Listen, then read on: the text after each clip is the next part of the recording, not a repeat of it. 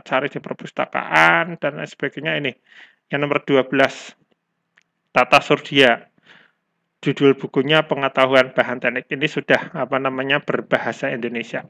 Ya, ini beberapa buku yang bisa jadikan saudara sebagai acuan ya, buku yang bisa dijadikan sebagai acuan sehingga saudara nanti bisa lebih memahami tentang material teknik dan ilmu-ilmu lain yang terkait dengan material dan aplikasinya yang dipakai dalam bidang teknik mesin.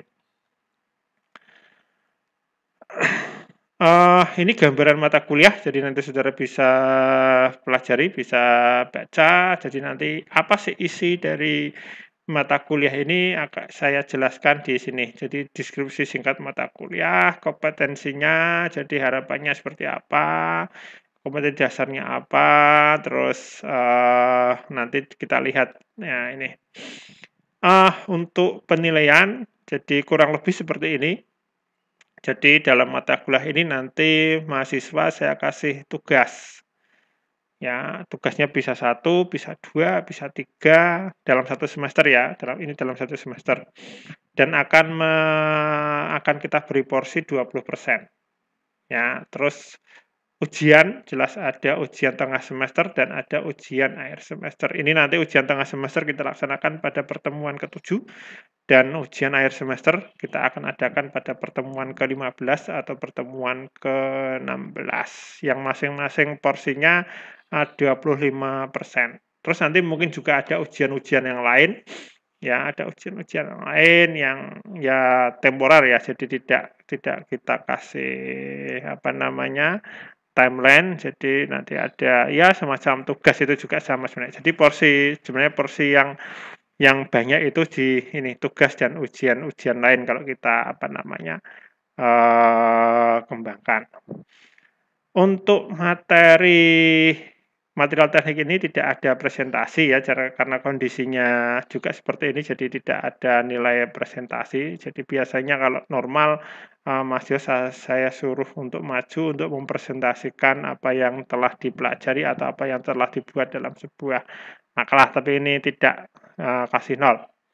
Nah, ketepatan waktu dalam pengumpulan tugas ini juga penting. Jadi nanti tugas-tugas akan saya upload melalui e-learning dengan batas waktu tertentu. Jadi untuk soal pada tugas atau pada ujian gitu, nanti akan saya setting pada e-learning jadi tidak bisa dibuka setiap saat dan mahasiswa ketika akan mengupload juga ada batas waktunya. Ya, jadi misalnya saya batasi pengerjaan adalah 2 jam atau 120 menit, maka soal itu hanya bisa dibuka dan mahasiswa hanya bisa mengupload hasil tugas atau hasil ujian itu ya hanya 120 menit tadi. Jadi mahasiswa bisa membuka pada saya setting pada jam tertentu dan mahasiswa juga hanya bisa mengupload hasil tugasnya itu pada jam tertentu. Jadi saya kasih waktu misalnya dari jam 08.00 sampai dengan jam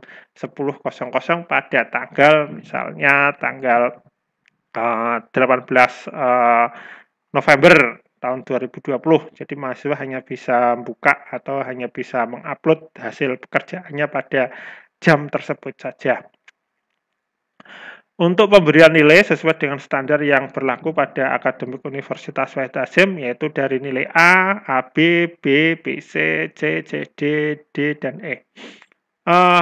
Ini tidak lulus, jadi kalau mahasiswa mendapatkan nilai nilai CD, D, E ini harus diulang. Ya, jika misalnya mahasiswa pada semester 1 misalnya mengambil mata kuliah material teknik, ternyata nanti di akhir semester nilainya CD atau D atau E. Ini mahasiswa dapat mengulang mata kuliah material teknik ini pada semester 3 boleh, pada semester 5 boleh, pada semester 7 juga boleh. Ya, jadi ini harus diulang. Yang nilai terendah adalah C. Ya, C itu setara dengan ini, 60 sampai dengan 64. Kalau A ini lebih besar dari sama dengan 80. Atau kalau dalam skala 4 ya nilainya 4. Kalau AB itu ya 3,5. Kalau dalam angka ya pada skala 100 antara 75 sampai dengan 79 dan seterusnya. Jadi nilai terendah itu 2. Ya, perlu diingat ya, jadi mahasiswa jika mendapatkan nilai CD, D ataupun E ini harus diulang pada semester, karena ini semester ganjil ya, mata kuliah material teknik itu di semester ganjil, maka harus diulang pada semester ganjil berikutnya. Buku tadi sudah ya, tadi nomor 1 Kalister ya, oke. Nah, ini nanti apa namanya, pokok-pokok bahasan pada pertemuan atau pertemuan pertama sampai dengan pertemuan ke-16 ya. Itu apa namanya, rencana pembelajaran mata kuliah pada material teknik. Nanti kalau ada yang belum jelas pada RPS ini bisa ditanyakan atau bisa tanya melalui forum sinkron ya. Nah, contoh seperti ini adalah pembelajaran secara apa namanya, asinkron. Jadi saya mengupload video atau saya mengupload file pada media pembelajaran, baik itu e-learning atau pada YouTube atau pada media yang lain, tetapi mahasiswa tidak bisa langsung berinteraksi dengan saya atau dosen. Itu namanya asinkron. Ya, terus nanti suatu saat kita adakan pembelajaran secara sinkron, jadi secara live gitu ya. Jadi saya di depan apa namanya, komputer misalnya dengan menggunakan Google Meet atau dengan menggunakan Zoom, mahasiswa mendengarkan atau mahasiswa bisa langsung bertanya pada saat itu. Ya, jadi nanti kegiatan-kegiatan atau kuliah yang sinkron kita gunakan untuk menjelaskan atau ketika ada mahasiswa yang belum jelas pada materi-materi yang sudah saya upload, bisa ditanyakan pada media kuliah yang sinkron. Nanti bisa menggunakan apa namanya, ya forum yang mahasiswa bertanya langsung saya jawab, mahasiswa bertanya langsung saya jawab, gitu ya. Sehingga bisa terjadi interaksi dua arah secara langsung, itu namanya pembelajaran yang sinkron. Kalau asinkron ya seperti ini, saya mengupload, saya biarkan mahasiswa pelajari dengan sendirinya, sehingga nanti kalau timbul pertanyaan, kalau ada pertanyaan bisa ditanyakan atau bisa kita diskusikan pada materi kuliah yang sinkron.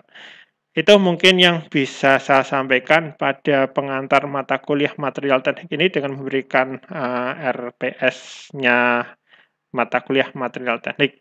Ya, semoga saudara semua bisa sukses, bisa mengikuti mata kuliah ini walaupun dengan menggunakan media online, sukses dan lulus semua tentunya harapan kami.